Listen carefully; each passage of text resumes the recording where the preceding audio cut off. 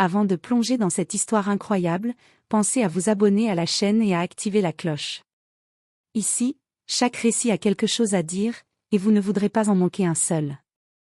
Clara Monroe, une jeune héritière de 22 ans, vivait dans une grande demeure familiale à Charleston, entourée du luxe et des privilèges. Depuis sa naissance, sa vie avait été soigneusement planifiée par ses parents, éducation stricte, manières parfaites, fréquentation choisie. Mais derrière cette façade dorée, sa famille était rongée par des dettes secrètes. Un soir d'automne, son père, visiblement inquiet, convoqua Clara dans son bureau. Le visage sérieux et les mains crispées sur son bureau en acajou, il annonça.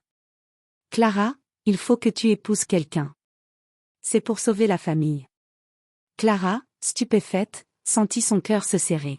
« Mais papa, je ne connais même pas cet homme, » balbutia-t-elle, sa voix tremblante. Son père secoua la tête, « Ce n'est pas le moment pour les choix. Cet homme est pauvre, mais honnête. Et il a accepté. Tu n'as pas le choix. » Les jours qui suivirent furent un tourbillon de préparatifs forcés, robes, bijoux, invitations. Clara sentait son monde s'effondrer. Elle devait renoncer à ses rêves, à ses études, à son amour pour la peinture, et se soumettre à une union qui semblait la condamner à l'ennui et à la pauvreté. Le jour du mariage arriva. La chapelle était décorée de fleurs blanches et de rubans dorés, mais Clara voyait tout en nuances de gris. Son regard croisa celui de son futur mari pour la première fois. Un jeune homme modeste, vêtu simplement, le visage marqué par la fatigue et l'humilité. Son nom, Ethan Parker. Le prêtre prononça les paroles solennelles, et Clara sentit un mélange de peur et de résignation l'envahir. Elle serrait les mains de cet inconnu, prête à commencer une vie dont elle ignorait tout.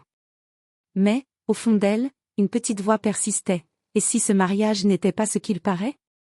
Et si derrière cette pauvreté apparente, se cachait un secret capable de bouleverser ma vie? Clara ignorait encore que ce qu'elle s'apprêtait à découvrir allait dépasser tous ses rêves et toutes ses craintes. L'homme qu'elle épousait n'était pas celui qu'elle croyait. Les premiers jours après le mariage furent étrangement silencieux. Clara partageait la maison modeste d'Ethan Parker, qui contrastait radicalement avec le manoir familial qu'elle avait quitté. Les murs étaient nus, les meubles simples, et la cuisine semblait avoir été abandonnée depuis des années. Clara essayait de cacher son malaise, mais chaque détail lui rappelait sa chute sociale, le parquet grinçant, les rideaux élimés, l'absence de domestique pour répondre à ses moindres désirs. Ethan, lui, semblait parfaitement à l'aise dans ce cadre. Il ne parlait jamais de son passé, ni de sa famille, ni de ses finances. Il était gentil, attentionné, mais distant. Il préparait les repas, rangeait la maison et même s'occupait du linge sans se plaindre.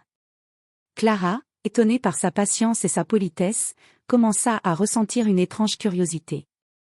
Un soir, alors qu'elle cherchait à apaiser sa solitude, Clara tomba sur un petit coffret en bois dans le grenier. Il était verrouillé, mais elle remarqua que la clé pendait à une chaîne autour du cou d'Ethan. Sans réfléchir, elle prit la clé et ouvrit le coffret. À l'intérieur, elle découvrit des documents soigneusement rangés, des contrats, des titres de propriété et des actions dans de grandes entreprises. Son souffle se coupa. Les chiffres qu'elle voyait n'étaient pas modestes, ils étaient astronomiques. Clara sentit son cœur battre la chamade. Ethan n'était pas pauvre. Il avait caché sa véritable identité, peut-être pour échapper aux prétentions ou au jugement des autres. Elle se souvint des paroles de son père, « Cet homme est pauvre, mais honnête ». Était-ce une manipulation? Ou Ethan jouait-il un rôle pour des raisons qu'elle ignorait encore? Lorsqu'Ethan revint dans la pièce, Clara referma précipitamment le coffret, tentant de masquer son émotion. Mais il avait remarqué son agitation et esquissa un sourire énigmatique. « Je suppose que tu as trouvé mon petit secret. » dit-il calmement. Clara le regarda, incapable de parler. Elle venait de réaliser que sa vie venait de basculer à nouveau.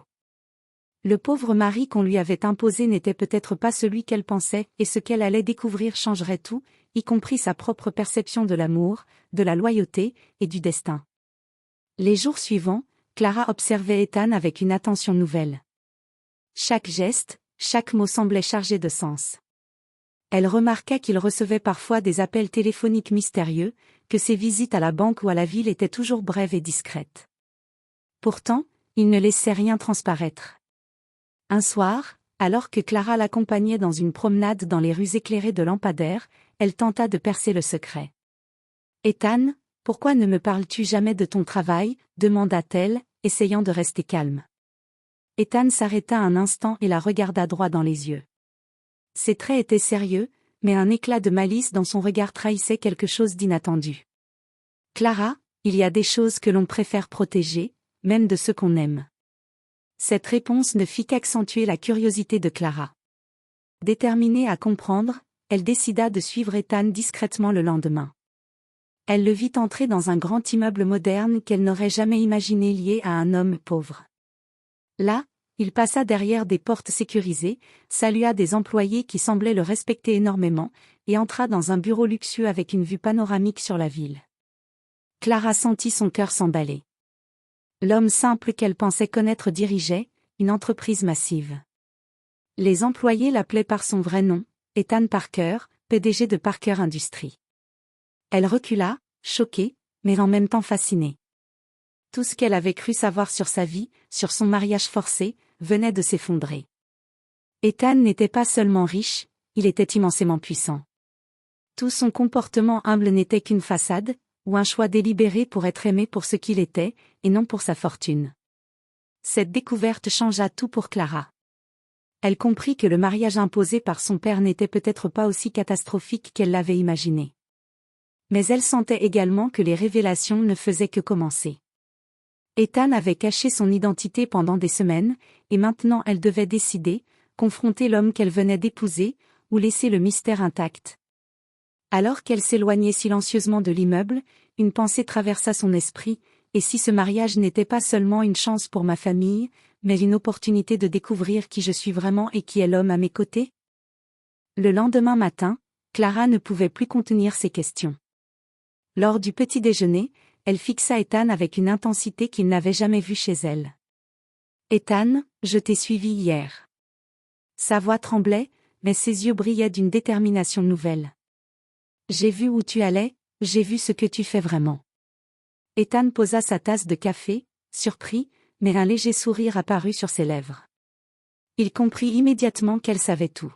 « Clara, » dit-il calmement, « je me doutais que tu finirais par découvrir la vérité. » Clara se leva brusquement, ses mains tremblantes. « Alors dis-moi. Pourquoi me cacher ça?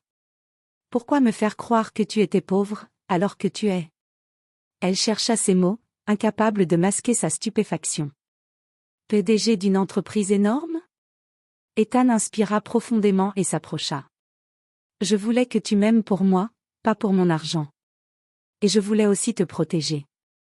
Ma vie est publique, compliquée, et je ne voulais pas que notre mariage devienne une transaction sociale, ni que tu sois exposée à tout ce que cela implique. » Clara sentit un mélange d'émotions, colère, soulagement, admiration et confusion.